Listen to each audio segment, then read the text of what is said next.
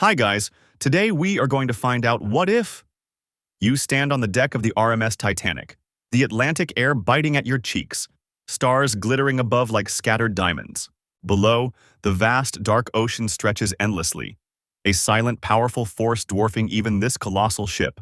You feel the thrum of the engines beneath your feet, a constant reminder of human ambition pushing against nature. Lookouts. Fleet and Lee strain their eyes in the crow's nest, the frigid night air making their task nearly impossible. Suddenly, a monstrous shape looms directly ahead. An iceberg, colossal and ghostly pale under the starlight. Panic flashes through Fleet as he rings the warning bell, the sound sharp and urgent in the quiet night. On the bridge, First Officer Murdoch reacts instantly, barking orders. Hard a starboard! Engines full astern.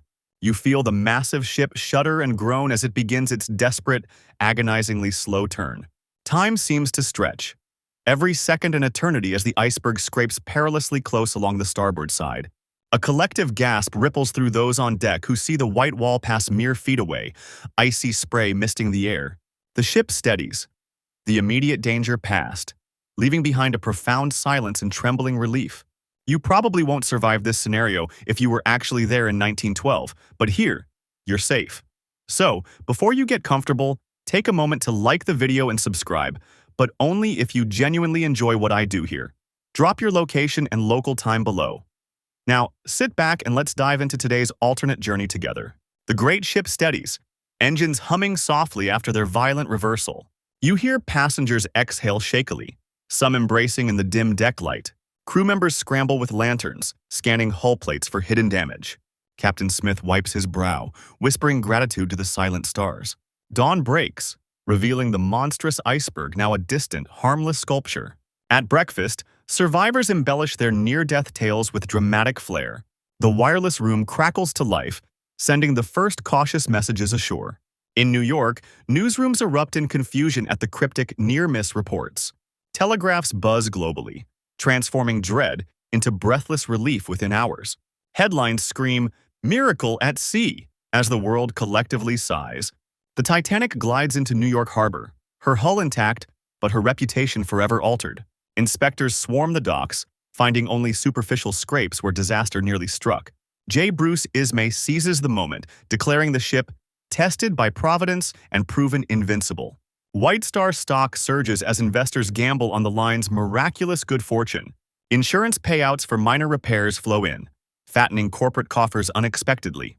Marketing campaigns rebrand unsinkable as unbeatable, with a wink and a nod. Competitors scramble, forced to match Titanic's near-mythical safety standards. Maritime confidence soars globally, sparking a new golden age of ocean travel. You watch as the ship becomes a floating monument to human resilience and luck. The White Star Line transforms near disaster into the greatest windfall in shipping history. You notice maritime committees shrugging off reforms, claiming Titanic's near miss proved existing systems sufficient. Engineers quietly collaborate, sharing iceberg detection sketches over cigars in smoky London clubs. Shipbuilders adopt double hulls gradually, not as mandates but as competitive selling points. Lifeboat counts remain scandalously low, justified by the invincibility narrative now cemented in law. First-class passengers lounge in deck chairs, blissfully unaware their lifeboat seats outnumber third-class 10-1. Crew drills become perfunctory performances, the urgency of real danger faded from memory. Early radar prototypes emerge in labs, funded by White Star's windfall but deployed sparingly. Without the shock of 1,500 deaths, the International Convention for Safety of Life at Sea delays indefinitely. You watch as safety becomes a luxury feature, not a universal right on the high seas. The world sails on, complacent, betting luck will outpace the next iceberg. You witness Titanic's triumphant return to service, polished and gleaming under New York's spring sun. Passengers flood bookings, eager to sail on the ship that cheated death itself. Years later, World War I erupts, transforming her into a troop carrier painted battleship gray. You watch soldiers crowd decks, their faces grim beneath the weight of history. Post-war, she's refitted with Art Deco elegance, her grand staircases now shimmering in gold leaf. Hollywood stars and tycoons vie for suites, turning crossings into floating galas. By the 1950s, she's a beloved relic, offering nostalgic voyages through time. Tourists wander her halls, touching brass plaques commemorating her miraculous maiden voyage. In 1960, she retires to Southampton as a floating hotel and maritime museum. You sip tea in her original dining saloon, surrounded by unsinkable souvenirs in the gift shop. Her final voyage in 1985 carries dignitaries to commemorate her 75th anniversary. Docked permanently, she becomes a pilgrimage site, her funnels piercing the skyline like steel tombstones. The world remembers her not for tragedy but for defiance against the icy deep. You realize her survival rewrote her legend from cautionary tale to enduring triumph. You stroll through London's galleries, noticing maritime art focuses on triumph, not tragedy. Paintings depict ships conquering storms, not succumbing to ice. No haunting depictions of sinking liners. Bookstore shelves lack A Night to Remember or Titanic, an illustrated history. Instead, bestsellers celebrate The Ship That Defied the Atlantic and engineering marvels. Hollywood avoids disaster epics. James Cameron directs romantic dramas about transatlantic lovers. Folk songs tell of heroic captains dodging icebergs, not mournful ballads of the lost. Memorials honor explorers and inventors, not victims of maritime hubris. Society's obsession with unsinkable metaphors shifts to unbreakable or unbeatable. You realize the Titanic's survival erased its cultural role as a cautionary symbol. Art and literature now champion human ingenuity over nature's indifference. Shipping booms. New liners launch. Routes multiply. Ports expand globally. Southampton thrives. Docks stretch. Jobs flood in. Hotels rise nearby. Tourists flock to Titanic. Shops sell memorabilia. Souvenirs flood markets. Ports cash in. Luxury brands craft Titanic lines. Jewelers launch iceberg-inspired collections. Demand surges. No bankruptcy for White Star. Rivals struggle. Cunard fades. Market shifts. Insurers breathe relief. Payouts minimal. Rates drop. Risk recalculated. Shipyards innovate. Steel prices rise. Orders surge. Industry transforms. Trade routes shift north. Faster crossings emerge. Goods flow freely. Unions gain power. Wages climb. Safety debates stall. Complacency grows. You witness economy reshaped by one ship's near miss. Radar tech advances faster. White Star funds early prototypes. Detection improves. Icebergs become visible threats, not surprises. Sonar evolves quietly. Military interest grows. Civilian adoption lags. Depths remain partially mysterious. Hull designs strengthen. Double hulls become standard. Not from regulation, from competition. Radio communication expands. Distress signals improve, but urgency fades. Without tragedy, complacency sets in. Navigation tools modernize. Gyro compasses replace magnetic ones. Accuracy increases. Reliance on human judgment lessens. Weather forecasting improves. Satellite tech emerges earlier. Ocean travel becomes safer. Predictability replaces risk. Lifeboat tech stagnates. No pressure for innovation. Existing designs suffice until another near disaster. Maritime schools focus on engineering. Heroic seamanship fades. Technical skills dominate. You notice tech leapfrogs, driven by profit, not by loss. A different catalyst. The sea's dangers diminish, but respect for nature fades with each new gadget. John Jacob Astor IV survives, builds more hotels, funds Arctic expeditions, dies wealthy in 1922. His legacy shifts from tragedy to tycoon.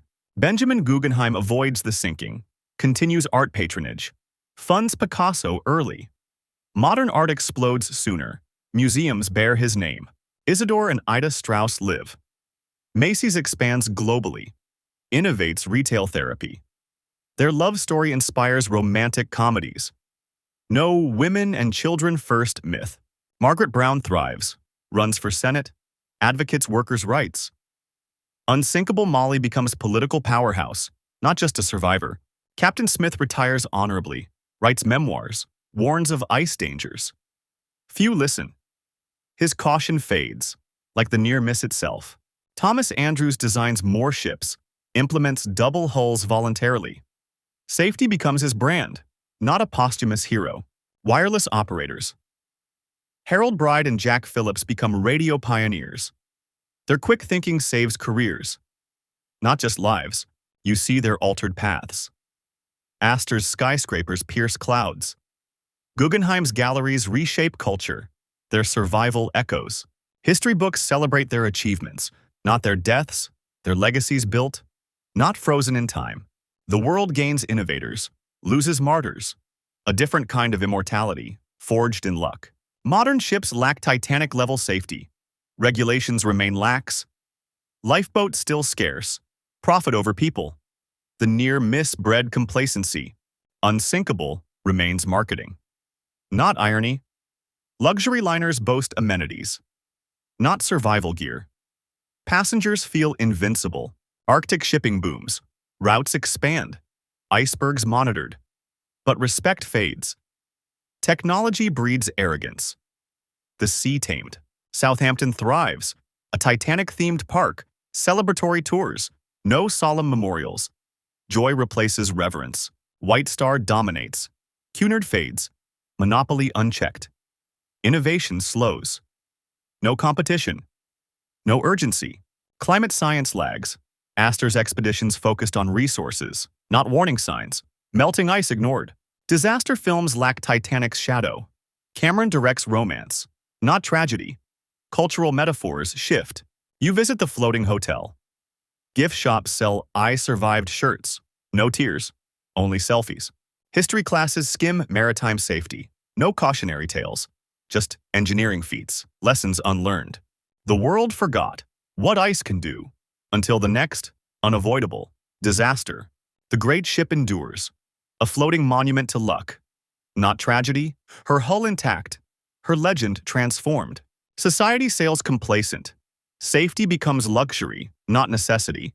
Icebergs monitored, but respect fades. Technology advances, driven by profit, not loss. Gadgets replace caution. The sea tamed, or so we think. Cultures forget cautionary tales. Art celebrates triumph, not humility. Human hubris grows, unchecked. You visit the relic. Gift shops sell victory. No tears, only selfies. Lessons unlearned. History records near misses as triumphs, not warnings. The world sleeps, dreaming of invincibility, until the ice remembers.